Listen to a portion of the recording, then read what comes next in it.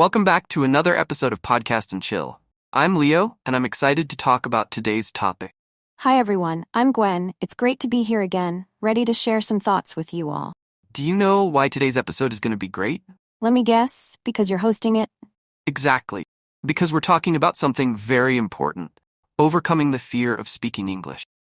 That's true. Many people are scared to speak English because they are afraid of making mistakes.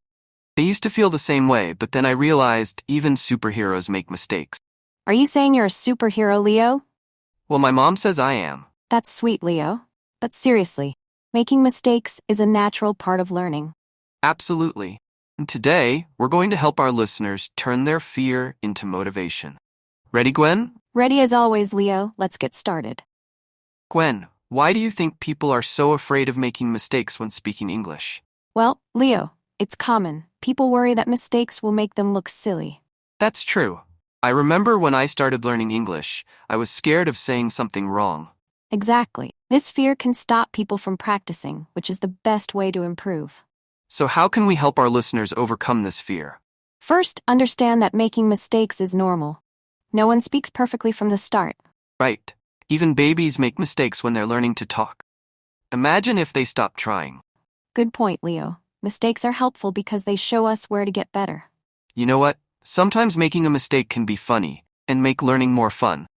Laughing at mistakes can make us more relaxed and ready to learn. So the takeaway is, don't be afraid of mistakes. Embrace them as part of your journey to fluency. Yes, everyone, remember, every mistake is a step forward. Keep practicing and don't give up. Gwen, I think many people worry about being judged when they speak English. What do you think? You're right, Leo. Many people fear that others will think less of them if they make mistakes. This fear can be very discouraging. Yeah, I remember being nervous about my accent and grammar. I always thought people were judging me. It's common, Leo, but most people are more understanding than you think. Many appreciate the effort you're making to speak their language. That makes sense. We are often our own worst critics. To build confidence, focus on your progress, not just perfection. Celebrate small wins and improvements, right, Leo?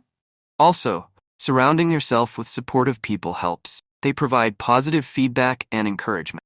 Don't forget, it's okay to make mistakes. Everyone makes mistakes. It's natural in learning and growing. So true.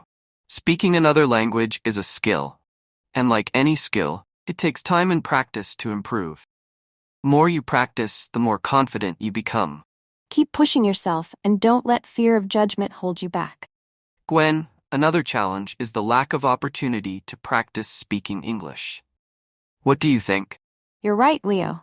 Without regular practice, fear and anxiety build up. It's crucial to find or create opportunities to practice. I remember when I started learning, I was too shy to speak because I didn't have many chances to practice. Practice builds confidence and reduces fear. The more you use a language, the more natural it becomes. So what can people do to create more practice opportunities? There are several strategies. Joining a language club or group is a great way to practice regularly.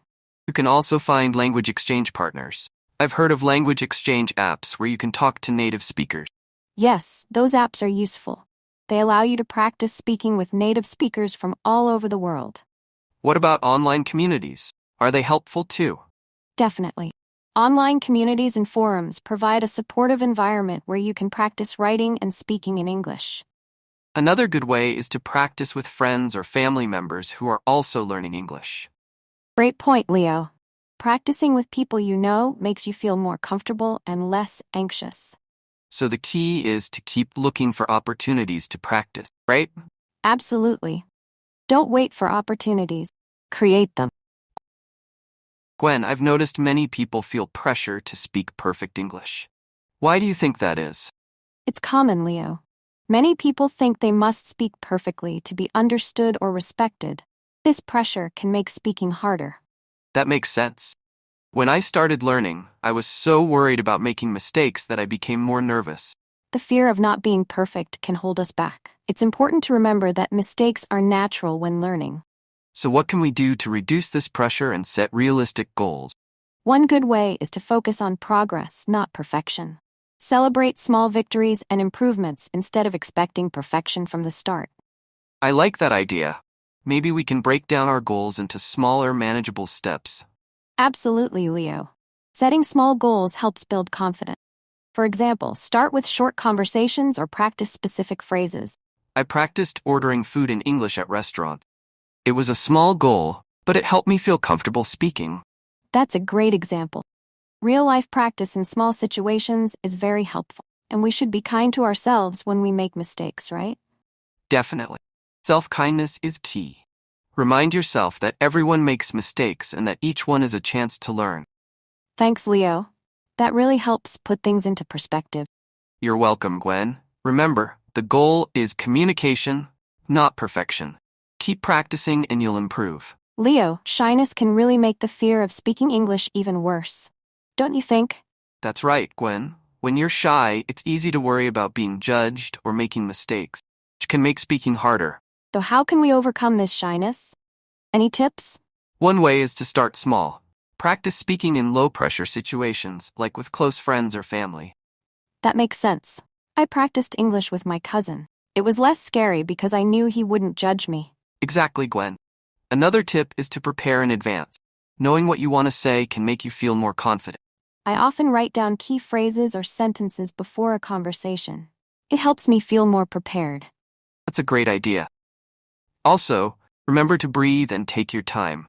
Speaking slowly can reduce anxiety. Sometimes I try to rush through my sentences because I'm nervous, but speaking slowly helps. Yes, and don't forget to celebrate small successes. Each time you speak, no matter how small, is a step forward. I remember the first time I ordered food in English. It was a small step, but it felt like a big win. Building confidence takes time, so be patient with yourself. Thanks, Leo. These tips are really helpful. You're welcome, Gwen. Just keep practicing and remember that everyone feels shy sometimes. Gwen, let's talk about some ways to practice speaking English. What are some good methods? Sure, Leo. One good way is to join language clubs. These clubs give you a place to practice speaking with others. I agree. I joined a language club, and it was a great way to meet people and practice speaking regularly. Another good way is to use chat apps to talk with friends. Apps like WhatsApp or Skype are very helpful. Yes, I use Skype to practice English with friends from other countries. It's easy and fun. Also, try to find native speakers to practice with. They can give you quick feedback and help with pronunciation. I practiced with a native speaker I met online. Really improved my speaking skills. Exactly, Leo. It's also good to set goals for your practice. For example, focus on improving your vocabulary or pronunciation in each session. That's a good point. I used to set goals like learning 5 new words or practicing a sound. Another tip is to use online resources like language learning websites or apps. Many have speaking exercises and activities. I love using apps like Duolingo. They make learning fun and interactive. Finally, don't forget to be consistent.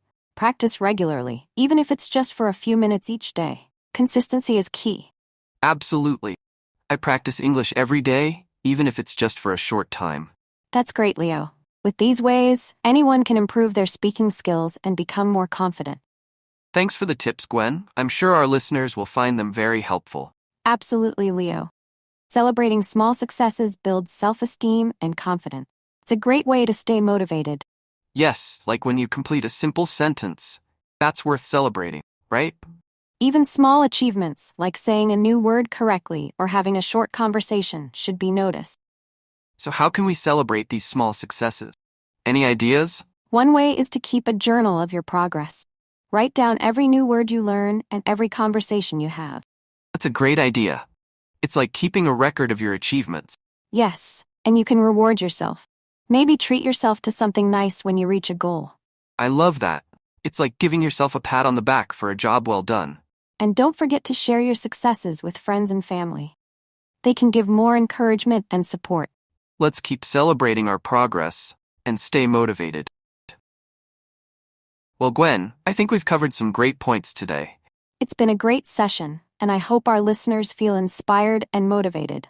And remember, everyone, celebrating small wins is key to building confidence and staying motivated. Yes, take each step one at a time and enjoy your progress.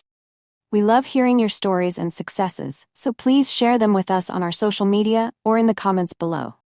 Thank you for joining us today on Podcast and Chill. We can't wait to see you next time. Keep going and doing well, and remember, no matter how small the step, it's a step forward.